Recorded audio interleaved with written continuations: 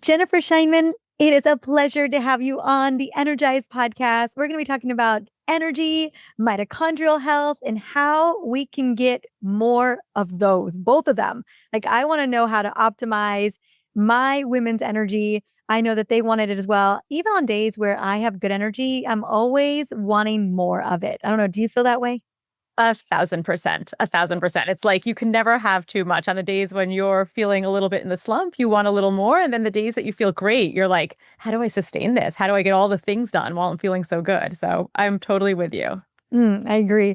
Well, we know that, and I've talked so much about mitochondrial health here on the podcast, but I want to break down a little bit, from your viewpoint, what changes with our mitochondria as we age? My women are often in midlife and they're noticing, it's one of the things that they notice the most is the decline in mental energy, the decline in overall energy, and just not having as much capacity as they used to have. And I know so often our society is just like, oh, this is just the way it is. And, it's a lot of gaslighting, but there's so much that we can do.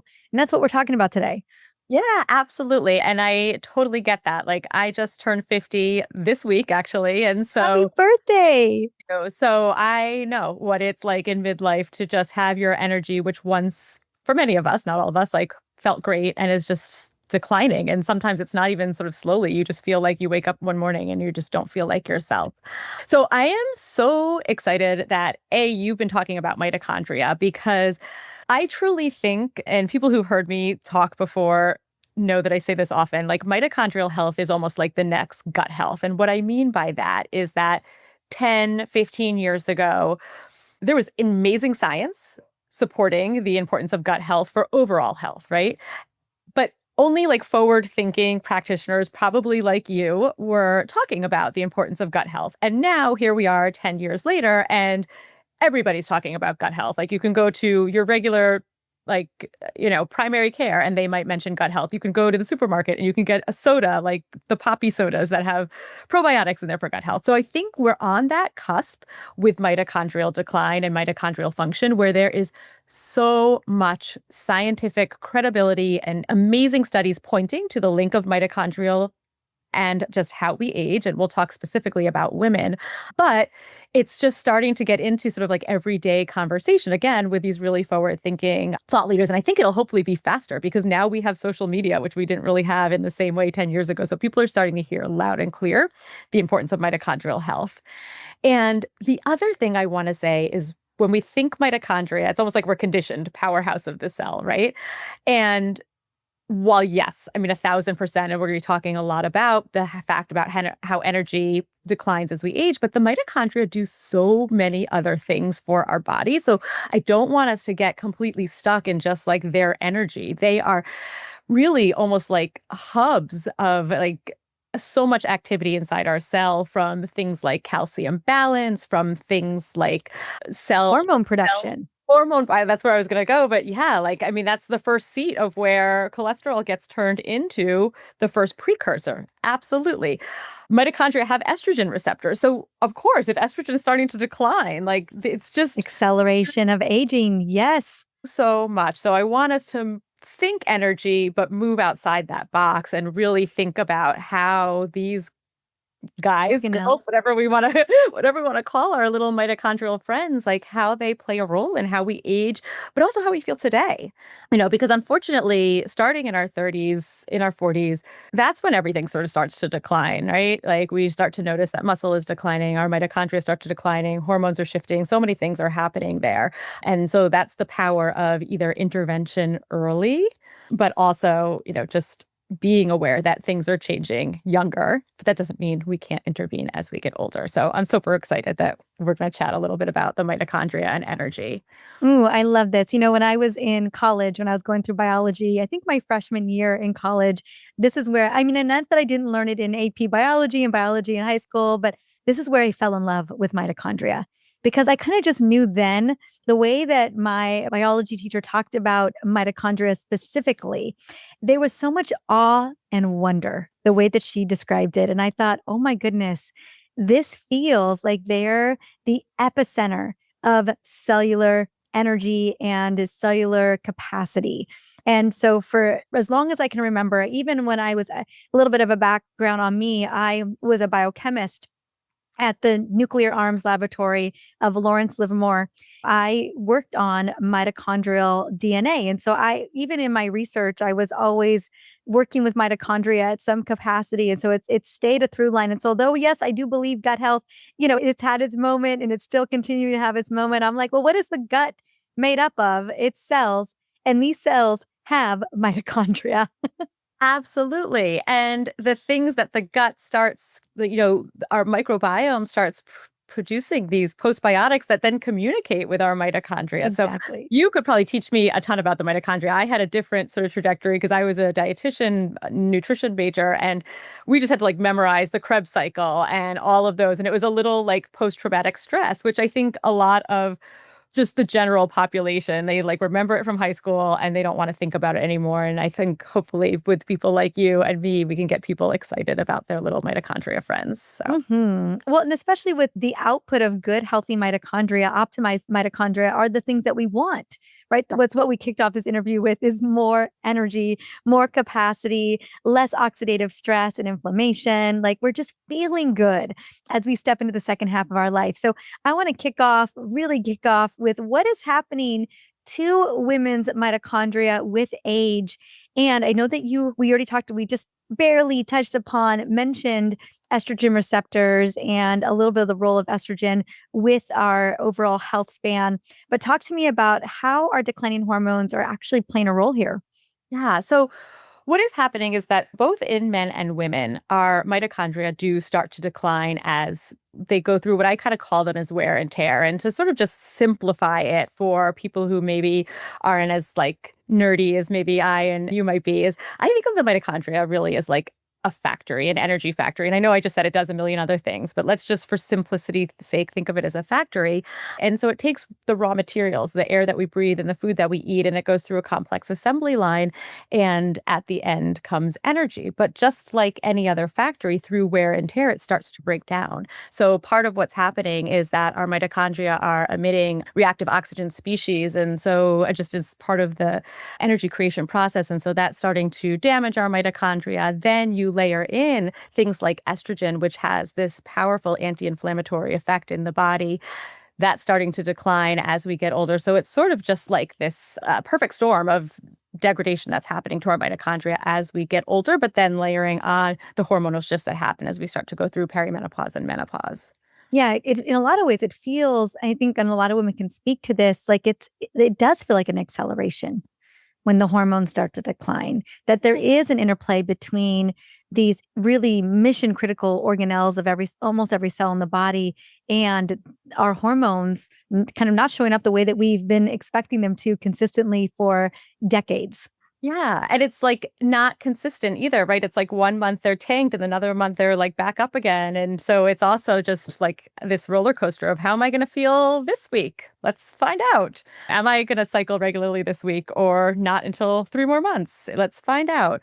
So it really just starts to take a toll on us, and then you start to have all these other things that start to happen, like our sleep starts to get disrupted, obviously, both because of our estrogen receptors and all the mitochondria that are in our brain, right? We start to get brain fog. There's a lot of other things that start to play a role into just this whole sort of complicated mess of fatigue that happens as we start to go through midlife.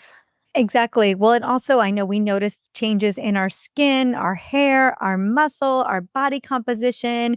And, I'm having these conversations a lot with my upcoming book, The Perimenopause Revolution, that estrogen is very much playing a role. There's this synergy between our cellular health and estrogen in the body. And I also know that you just mentioned there's this degradation of mitochondrial function that's happening as well. And how, can we even attribute it to one or the other? Or are we just assuming that it's both are at play? Both are at play. I haven't seen any good data in humans yet. There's some really interesting data that is in animal studies looking at sort of the link between estrogen and mitochondrial function that hasn't been translated to humans, but it just, at least that I'm aware of, but at least, I think it makes sense, right? Like if we are having mitochondrial decline, if we know that estrogen plays a role in how they function, and now suddenly we have a lot less estrogen in our bodies, it makes sense to me. But can I say definitively based on research? I can't say that. No, and I think that's where we have the big knowledge gap that exists when it comes to clinical research for women specifically when we're looking at this. Okay, well, I want to, so we know, I think, again, even how I've felt, before I really implemented some of my mitochondrial boosting protocols, I brought in Urolithin A, which we're going to be talking about extensively in just a moment. A lot of women are noticing that shift. So whether we can point it to one thing or the other, we do know that this is happening on a cellular level. I think we can all safely say that.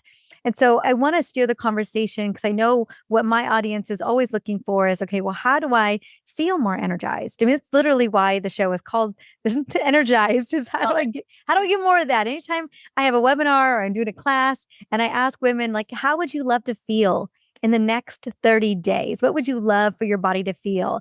And I will tell you 95% of women will tell me more energy, more mental energy. Not 100%. Exactly.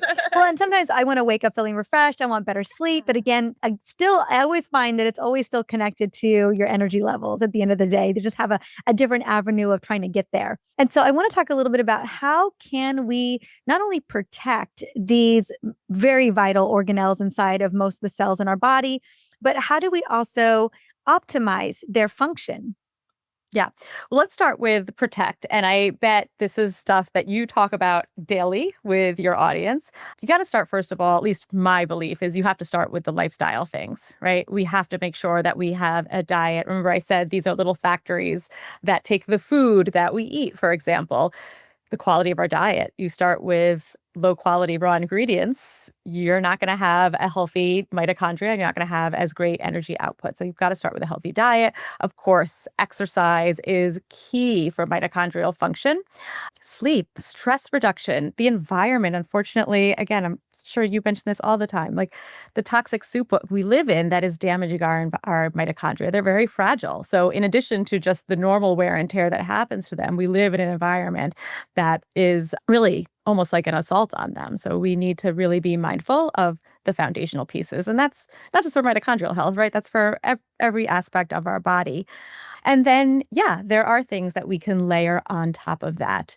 And when I think of mitochondrial health, and I'd love to hear how you think about it and talk about it, but I almost put it into different buckets of ways that we can optimize the mitochondria. So if we want more energy, we could create more factories, right? We call that mitochondrial biogenesis. And exercise is a great way to do that. There are some supplements that you can do to do that as well.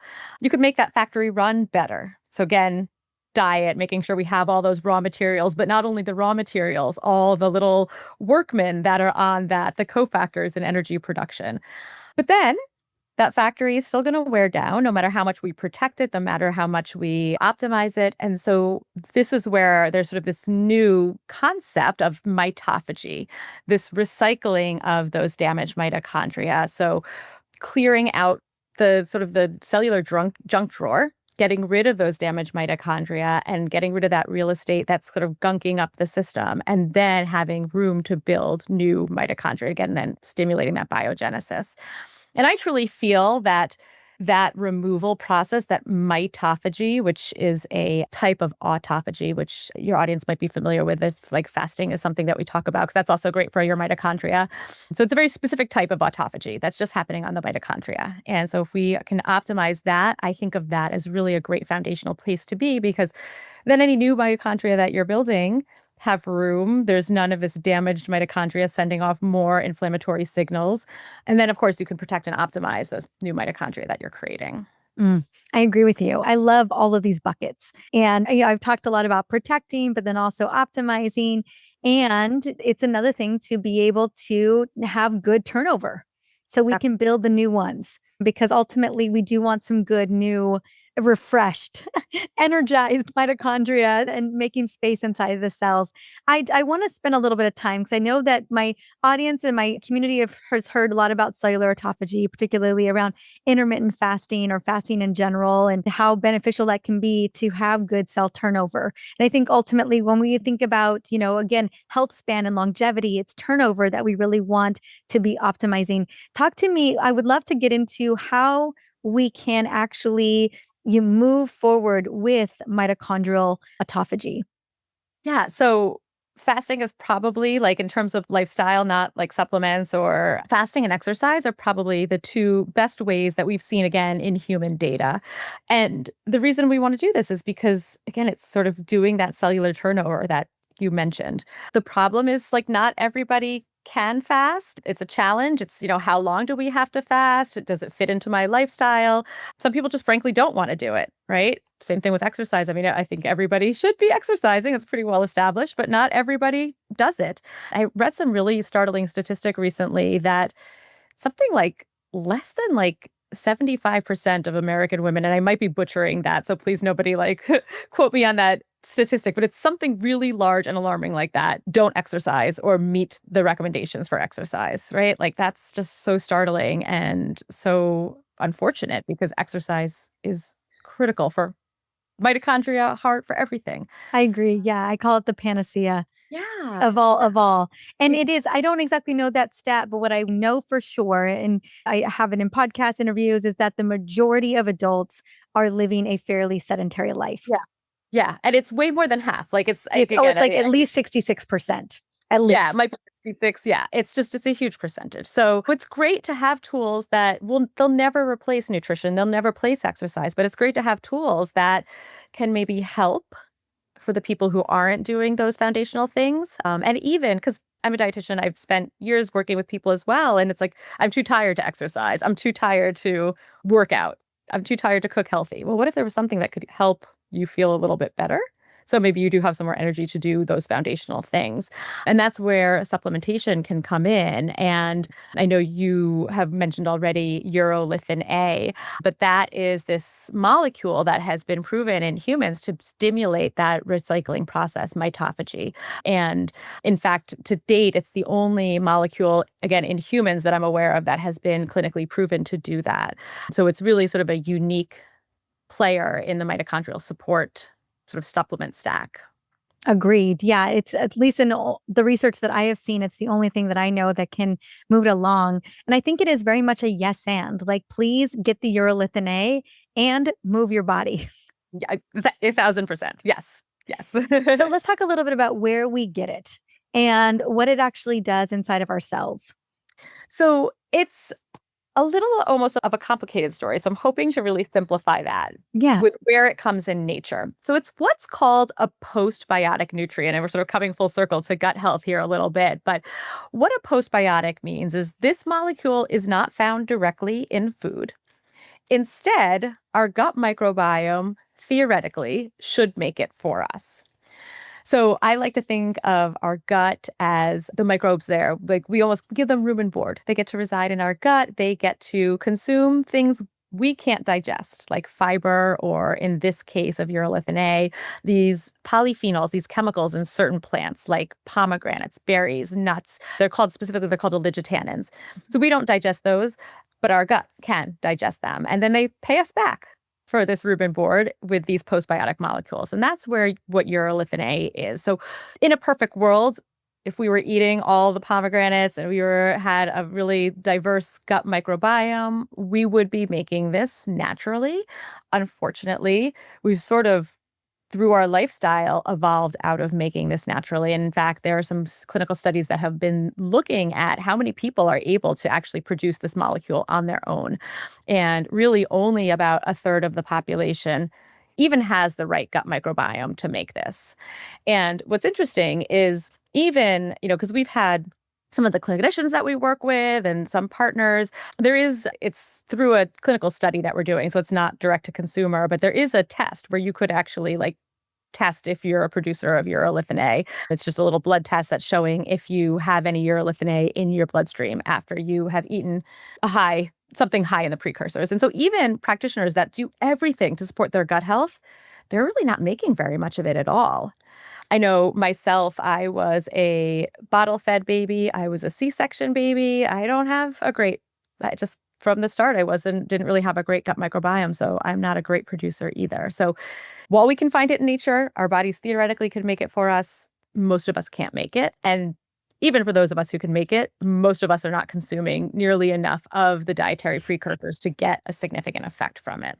No, I agree with you. That is a lot of being intentional about your diet, which Yeah. many of us don't have, we just don't have the room to do so.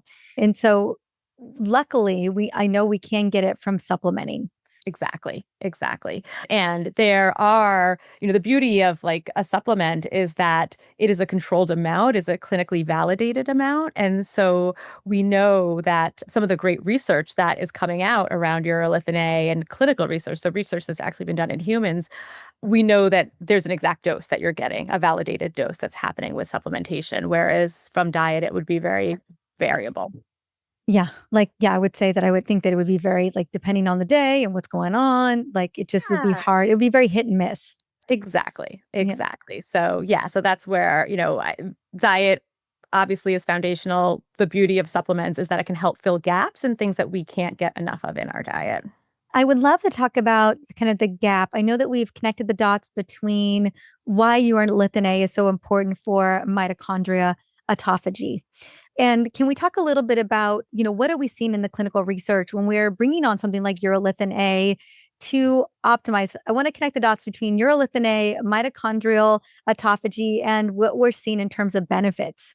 Yeah, yeah, and that's I think what I love is, there's a lot of new supplements that are coming out and they're Mhm. showing great promise in animal studies or even in like cell cultures. But great, my mitochondria are better. But what does that really mean? Like, what is that going to mean in terms of health outcomes? And so that's one of the things that I really appreciate about urolithin A is that there are some clinical studies out there showing really robust improvements in outcomes that are meaningful. So, and the other thing is the studies that have been done which we mentioned, unfortunately, there's not a lot of clinical data around women, or we need more. These studies had actually, believe it or not, a majority of women. So we know that it works for men and we know that it works for women, which is really nice to know. So the sort of early place of the studies that was happening for urolithin A was early in muscle health, which I think is obviously critically important for midlife women. I feel like we're hearing that everywhere. Strength training, eat your protein, right? Like I think we're all getting the message that muscle is critically important for how we age and for men too. So I think for all of us who have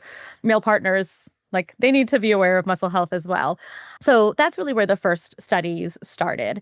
And the one that I think is really like most compelling probably for your audience was this one that happened in midlife women and saw a significant improvement in muscle strength. So this was after 4 months of taking the supplement at 500 milligrams of urolithin A, specifically Mitopure was the supplement that was being used. And after the 4 months, they saw significant improvements in muscle strength. And this was also without changing diet, without changing exercise. They were sedentary, middle aged adults. They had like a BMI kind of around 29. So, sort of like your typical American. And they were randomized. So, that's sort of the gold standard of how you do a clinical study. They are double blind, placebo controlled randomized trial. So, compared to placebo, we saw the significant improvement, about 12% improvement in muscle strength after this 4-month intervention. Wow, that's incredible. That there was no other intervention involved except for taking this and, working with kind of the average population of middle-aged women, we're seeing an improvement just with the supplement alone. Yeah, exactly, exactly. So, and then other things that we saw in that study were improvements in things like inflammatory markers, which we know chronic inflammation is a huge issue as we start to get older, also as we start to go through menopause. So we saw specifically C-reactive protein was lowered in that study. We saw other markers of muscle health that while they didn't make statistical significance, they were sort of trending that way. So if done longer or would have seen some other really nice improvements as well. The kind of when we think about benefits around that, where we're seeing improved, muscle health or improved muscle in general, that could be the win that somebody needs to kind of get moving and to really start to move in Absolutely. the right direction with that lifestyle medicine. And I think that's the thing that's so hopeful about this clinical trial in particular is that, women start to feel a little bit more vitalized and more energized and they're feeling a little bit stronger. They're going to be more motivated to get up and to keep moving on that path.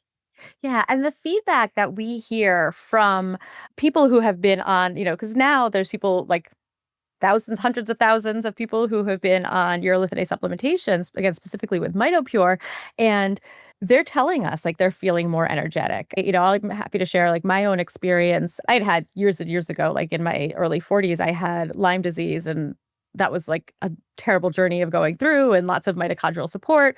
And I sort of like got to a place where like I felt good, but not great. And I was just sort of like, oh, well, this was like a 6 year journey. Maybe this is just like what it feels like to be at that point. I was like 45, 46. I was like, maybe this is just what it feels like to be that. I'm just tired all the time. And that was when I got introduced to Mitopure and I started taking it. And that was like the final switch for me that I started to just feel like myself again. So it's not, I think this is also important if anyone has not tried it or is trying it and is kind of curious, like, well, what is this energy going to feel? It's like a subtle energy. It's not Yeah. like I just had a cold brew and I feel go, go, go. It's slowly building up after time as your mitochondria start to recycle, as they start to produce more energy. So it's almost like when you reflect, and what happened with me is I saw a friend that I hadn't seen in a while and she's like, how are you feeling? Like, what's happening with your Lyme? And I was like, now that you mention it, I feel amazing. Like, I Hmm. haven't been crashing and burning at 3. Like, you almost forget how bad you used to feel until somebody asks you. So that's why I like to call it this sort of subtle, not in your face, but very noticeable of just feeling like yourself, being able to get through the day, not waking up super fatigued. Not for me, a big piece of it was like not crashing and burning at like 3 p.m. Yeah, that was so those two, the last two that you mentioned, one, waking up rested, so not waking up feeling fatigued and not hitting the wall at around this time. Right now, we're interviewing at least at my time and being able to get through the day. The way that I describe it is it feels like more sustainable energy, like this through line of energy throughout your day. And I think that is a game changer. 1,000%. And I think it's also really nice compared to things that are a little more like jittery energy or like energy, then crash and burn energy. This is sort of just like a steady state. And we hear this over and over again. It's just like, I feel like myself again. Yes. I can sort of do the things that I want to do. I feel just generally good again. And I agree with you. That's a lot of what I've heard with my community. I've been taking Urolithin A now for over a year, Okay. and I am really consistent. The other things that I notice besides I look at labs all the time. I run labs every 90 days, give or take. And I watched at the time I was my highly sensitive CRP was a tiny bit elevated and just a couple biomarkers that I was trying to clean up. And I just knew I was like, and I felt the energy, the fatigue. I felt perimenopause, Yeah. and I was like, I knew that I needed some supplement support, particularly for my mitochondria to kind of just turn the corner. And one of the ways that I was looking at this, not only besides managing symptoms, like how do I feel? I think it's a great way of looking at that, but also I love bioobservability. So whether it's bioobservability in the data that you have, like a Whoop or CGM data, I like looking at that, especially for women where we are often, someone told me I was interviewing another woman who talked about how many of us are like cake pops, where it's all in the I head, love everything. that. Yeah. We don't, there's nothing else down below. We're not listening to our bodies. If anything, women have been told to not trust their bodies or their intuition. Yeah. And so we often, everything just happening right here in the brain, whether it's ruminating or running through our checklist and everything. And we don't listen to our bodies. And so it's one thing to listen, but the other thing is I love that bioobservability from even the standpoint of labs. And so I watched all of my labs go into pristine range after taking Mitopure for 6 months. And it was just like, not only did I feel better, but my labs were back in like optimal range. And I was just I cannot tell you the deep relief and the gratitude for that sustained energy and for biomarkers being in the direction that I want them to go. Well, I thank you for sharing that. I mean, it's, because our clinical studies don't study everything, right? Like we have to have very specific things that we're trying to look for outcomes. So I love hearing from people who are having great success with it themselves and sharing what are the types of things that we're seeing. And that C-reactive protein is one biomarker that we have measured in all of our clinical trials that we do consistently see come down. So that is not surprising, but still wonderful to hear. And other things that I've heard, things like if you wear an Aura ring, I'm not sure how like Whoop and some of the other trackers work because I wear the Aura ring, but like readiness scores improving, sleep scores improving. People who are saying like my VO2 max has changed, but I haven't really changed my workout much. So lots of things that we're hearing from people who are using all of these wearables and who do consistently do their labs. So this data, exactly to your point, is like we're not always in tune with how we're feeling, and especially when something is sort of subtle, because it's also not an overnight success. Like it took you 6 months to see some of this. Our clinical trials, that one specifically that I was talking about in midlife adults, was 4 months, right? Yeah. So, and in Amazon Prime world where we expect things tomorrow, it's really important to know that there's got to be a little commitment to this and to just be in tune with how we're feeling, because it's not like I just had that cold brew and I suddenly feel awake. It's a little more sustained, as you kind of said. Well, yeah, I mean, we don't fix mitochondria overnight. It doesn't work like that at all. And so it's, yeah, like you said, it's about consistency and it's about staying the course. I always say, like, especially with something like Urolithin A, you need to give it 90 days at Yeah. least to really feel the benefits. Because again, mitochondrial turnover, it's going to take a minute to really get that kind of energy that you're looking for, that sustainable, I don't even notice it energy, is you're just feeling good. That's Yeah. what we're looking for. When we're talking about Mitopure, initially I started with, and I still do, a lot of the capsules. I'm Mhm. curious. So that we've got gummies, we've got capsules. Yeah. I love the powders. I love the powder as well. I mostly lean towards the capsules and the powder.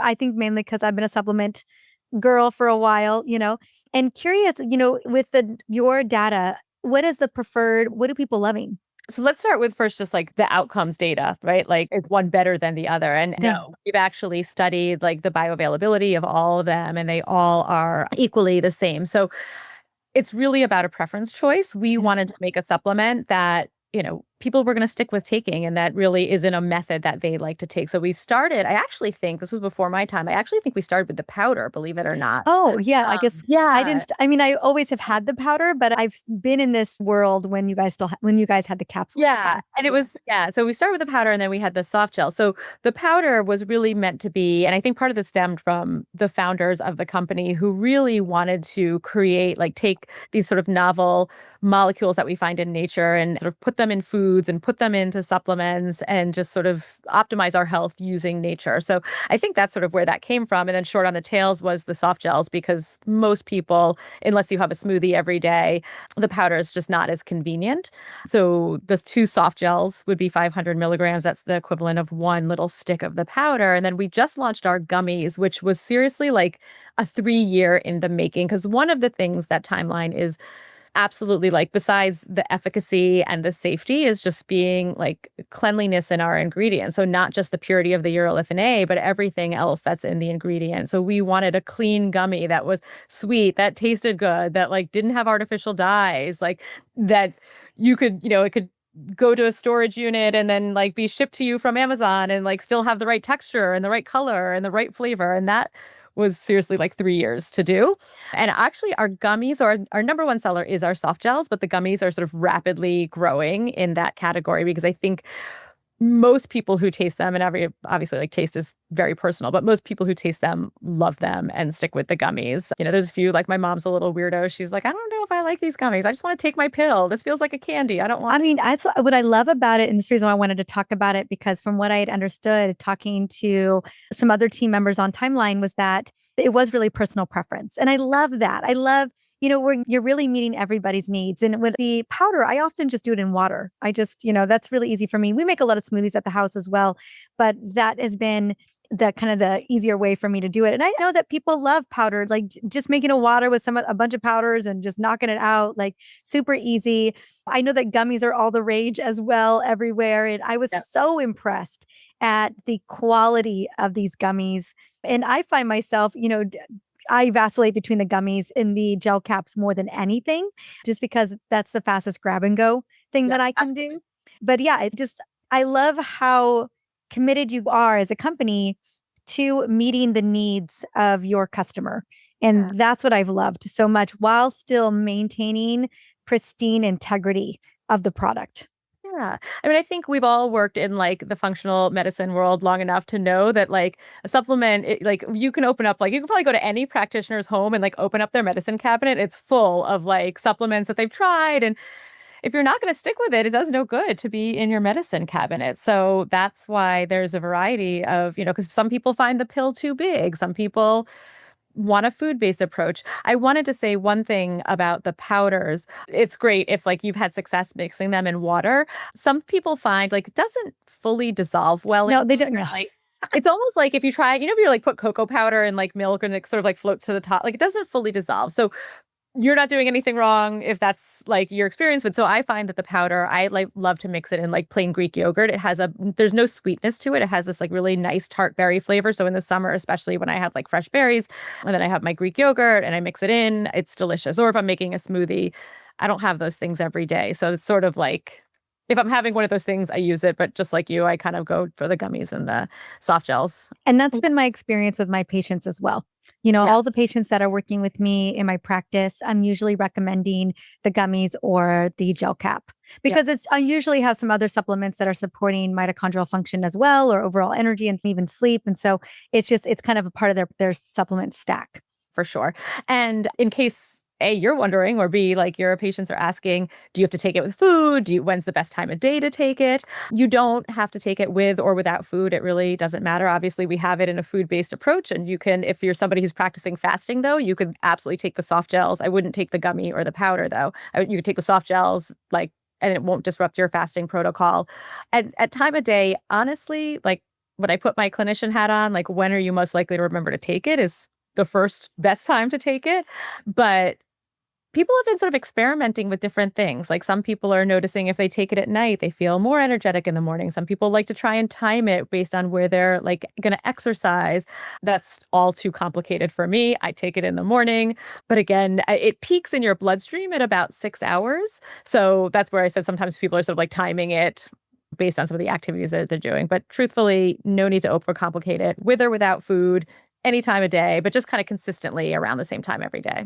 Oh, that's good to know. Yeah, I'm usually for me it's the morning. If I do forget for some reason, like I have two major supplement stacks. That's my morning routine supplement stack and then it's my before bed routine supplement stack. So I'll take it then as well. And I haven't seen it but like especially knowing that it's peaking 6 hours in, I haven't noticed that have any impact on my like in a negative way. Like you're not going to get a boost of energy at 5 a.m. or 4 a.m. and you're up for the rest of the No, early no, no, it's morning, not nothing like that. stimulating. Yeah, it's not Not stimulating at all. stimulating at all. Yeah, I've started switching a little bit more later in the day, only because like the gummies, I like if I'm like after dinner, I'm like, oh, I Yeah, want like a little something a little something. sweet. Yeah. Yeah. That's when I like have been using the gummies because I personally love them. But gummies are like my favorite type of candy if I was going to ever eat like a candy or I love that kind of stuff. So that's what I do. But yeah, morning is great too. With the gummies specifically, I want to just spend a little bit of time on there because with the powder, I always did the packet. With the capsules, I did too. With the gummies, from what I understand, when I've looked into, not just the packaging, but also having conversations, I know that I have patients and I've even had more than two, like Yeah. three. Yeah. Yes. Okay. So let's talk about dosing. So Yeah. 2 would be 500 milligrams. Yes, that would be the normal dose. Correct. We have done studies actually up to 1,000 milligrams. So we've looked at older populations. We've actually looked at young athletes. We actually have a study that's about to come out, which I can talk a little bit about around immune aging. Those all use, though, a double dose. Those actually use 1,000 milligrams. So it is absolutely safe to go up to 1,000 milligrams. You may see some additional benefits going up at 1,000 milligrams. Doesn't really seem to be any sort of like safety and like, toxicity level of Urolithin A. So like I've definitely had 6 a couple times, like maybe even 8. Like, do not recommend, but like it's not going to harm you, but you're not going to also get any benefit from it. So we have looked at higher doses and it really seems like the benefits plateau at 1,000 milligrams. So unless you really enjoy eating the gummies and it's a very now expensive candy, I would not recommend taking more than 4 a day. But yeah, they are very tasty and I know people have snacked on more of them. So yeah, I'm so glad we talked about that. Yeah. And the other And thing I was thinking only doubling the dose. So like maybe you're taking 3 instead of 2 or 4 max. I've never taken 4. I've taken 3 on like, yeah. especially when I'm coming home from a trip, like on a flight where I'm looking for more support across the board, I'll usually step it up a tiny bit. Yep, that's how people are definitely utilizing it, sort of, or sometimes people are even starting with the higher dose to just see if they can feel a little more of a robust impact and then going down to that 500 milligram dose. I think it also depends on what your health is, where you are starting at. So, for example, my mom, I started her on it when she was probably in her early to mid 70s. And I started her on it because she's very active, but she was having a back procedure and she was going to be unable to be active basically or do any strength training for 6 weeks. And so I was obviously concerned about my muscles, even more so about her in her 70s. So I started her right at 1,000 milligrams. And I've actually had her just maintain it because she's in her 70s. She's almost 80. If you are in your 30s and 40s and you're still feeling great and you're still having some good energy, I think 500 is a great place to be. If you're really struggling with fatigue, you're noticing your muscle and your recovery doesn't feel the same, you might want to bump it up to 1,000, see how that feels, and then go back down to that 500 milligrams. But yeah, 4 would be the max I'd recommend. And especially with the gummies, there's some pectin in there. That's like a fiber that helps to kind of bind them together for stability. And so if you do eat a lot of them, there could be a little tummy issue. So 4 max. Good to All know. good. Good to Yeah. know. Good to know. Yeah. Okay. And I want to talk about the skin because I do love the skincare really quickly. Talk to me. Curious. I love like talking about cellular longevity when it comes to the skin, but what was the impetus for this? So I've heard a couple of different stories. One was just that people were taking the dietary supplement and people were coming up to them and saying, wow, your skin looks better. And then there was just also this concept of like, well, our skin also has mitochondria. Like, does this work True. in skin cells? So sort of both of those things together. And lo and behold, yeah, when you apply it topically, it will directly impact the skin. Totally different mechanism of action, but I think we're very familiar with the concept that like you eat vitamin C and you use it topically, right? So and they have different, I mean, it's still antioxidant support, but it sort of has different, shows up. Mechanisms of action. Yeah. Yeah. And so it's the same thing. So it stays very potent and very localized, the benefit to the skin. So you're having that same cellular turnover of the mitochondria, basically making the mitochondria in your skin act in a more youthful way. So that means that, the number one thing that actually contributes to skin aging is the damaging effects of the sun. And what we've seen, and we've done very high quality clinical trials in skin as well. And so what we've seen when we expose skin to UV light, all this is called erythema. It's the like swelling and the inflammation that happens after we have UV damage that was resolved much more quickly with the Urolithin A compared to the placebo. So great for slowing down kind of these external factors that contribute to skin aging. But then, of course, our mitochondria are declining. Those are the internal factors that contribute to skin aging. And so we're seeing this mitochondrial turnover. We're starting to see more cellular energy. We're starting to see even the genes that turn on, like collagen assembly and collagen production. We're seeing them all upregulated. And then, of course, like the outcomes, well, so what? What does that mean? That ultimately what we're seeing is reduction in fine lines and wrinkles. And even just after 2 weeks, we start to see improvements that are visibly noticeable. And then when we take that out to 8 weeks, it's statistically significant improvements in wrinkle reduction and wrinkle depth. So really powerful, but gentle. Probably the number one sort of skin aging molecule that people or at least women are using are like retin A, retinol, tretinoin, and something in that line of family. And that's really irritating for a lot of women. And especially as our skin is getting more sensitive as we go through, more dryness, like the last thing we need is something to make it more sensitive. So that's really, we get very similar wrinkle reduction to like a traditional tretinoin or retin A, but without that irritation. And when you use those types of topicals like a retin A, you got to be careful in the sun. Like it makes you No, absolutely. gotta, You can't put it and on before yeah, you go and into the I'm sun. not yeah, exactly. And I'm not saying you should go out in the sun like without sunblock with like you still need to use sun protection, but at least it's helping to protect from that UV damage. So, and that again, we've got lots of products designed to use it how you like, right? So we just launched actually last week, so September 8th, depending on when this goes out for recording. I mean, for live, it won't be last week, but September 8th, we launched our brand new updated skin line. We included 2 prep products. So we included a beautiful cleanser and then an exfoliator, which is just really setting, and both of those have urolithin A, and then both of those are sort of setting the stage for sort of treatment and hydration. So we've got this really beautiful, milky, lightweight serum that is probably our most popular product. because it plays nice with everything. So like if you have a skincare routine and you're not ready to break up with your line, but you're just looking for something to add in, the serum is fantastic for doing that. So it also does have some peptides in it. It has some niacinamide and some trehalose, which are all also clinically studied other actives for skin aging. And then we've got our two creams. We've got our dewy skin cream, which is sort of like a lightweight, really moisturizing. I think it's very glowy. That's actually my favorite product in the line. And then we have our barrier support cream, which is like a thicker, almost like overnight cream. So again, lots of things you can kind of like plug and play into your regimen that you already have, or go to use the entire line as well. It's sort of full service. Oh, and an eye cream. I forgot to mention that as well. Yes, exactly. I was like, I love the eye cream. I love the serum and the eye cream the Yeah. most. Yes, Yeah. And everybody has their favorite. So yeah, totally. but all of them, again, looked at women of different ages. So we know that it works again in where you are in your life cycle. Also safe to be used on different skin types, really non-irritating, dermatologist tested, like all of the certifications that you would want for a skin product. I love that. Yeah, I think you guys have done such a beautiful job with that product line, and so fun to see that it's going to be you're extending the line as well. Yes, exactly. I'm really excited to see how these two new products take off and are head of the skin line. Like, I mean, she's been in skin care her entire career. And she says specifically the exfoliator is like, she's like, we've put like $500 worth of ingredients into this like powerhouse. She's just like, it is gentle, but super effective. So I'm really excited to hear what the feedback is as people start using that. Amazing, amazing.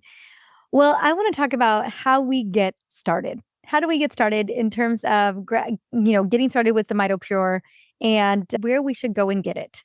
Yeah, so I'm sure you will put the link in your bio, but we'll head on over to the Absolutely. timeline. I believe your link is probably Dr.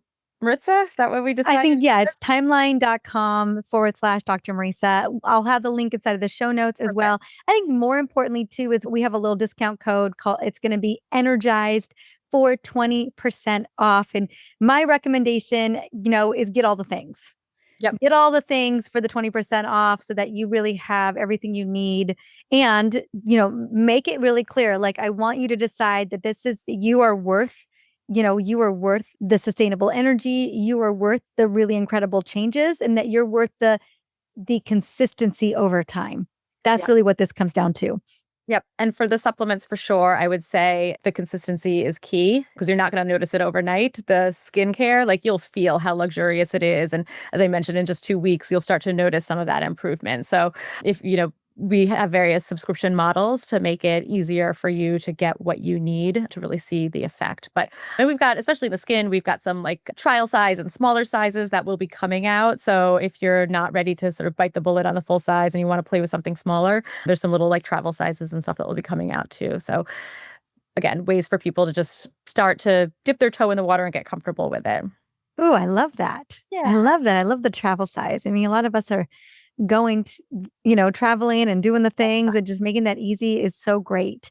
Jennifer, honey, anything else? Any stone we didn't turn over in this conversation? I think the only thing is like for people to just keep this on their radar because one of the things we didn't chat about that I think is important is right, our mitochondria are in almost every cell of our body. And so we know through clinical data that Mitopure, Urolithin A is beneficial for muscle. We know now that it's beneficial topically for skin. I alluded to a study that's coming out hopefully in October, but looking at immune function and immune aging. But it's now being studied in other areas of aging as well, including brain, potentially even looking at gut, so many different areas, even reproductive aging. So we're not going away. Is you're going to start hearing about this molecule more and more, much like I said about gut health, like probiotics. We know now that that is good for not just your gut, but your skin, your mind, so many different things. So keep out on the lookout, keep an ear open because I'm really excited about what we're going to start to discover about this molecule in other areas of the body and how it can impact aging besides just muscle and skin. Mm, mhm. Yeah, it'd be crazy to think that it's only isolated there. Correct. And Exactly. so, but I know we always love to see the research to kind of demonstrate. But yeah, when we think about if we're talking about mitochondrial autophagy or mitochondrial turnover in almost every cell of the body, that we're looking to have that turnover for more energy, why wouldn't we see it in improved brain function? Why wouldn't we see it in improved reproductive longevity and immune system function? So I'm super excited to see what comes up with the research. Me too. Me too. All right, Jennifer, honey, it was such a pleasure to have you. Thank you so much. And man, I loved our conversation. And again, everyone, Mitopure is the product. Timeline.com is where you want to go. And I will have all the links in the show notes as well. Amazing. Thanks for having me. Thank you so much for watching. Now, if you found this video helpful, give it a thumbs up and share your thoughts in the comments. And if you are ready to learn more about perimenopause and how to navigate with a lot of ease and grace, be sure to subscribe to this channel so that you can join our community. Don't forget to share this video with someone that you love, that you know is navigating the perimenopause journey as well, because they deserve to feel their best too.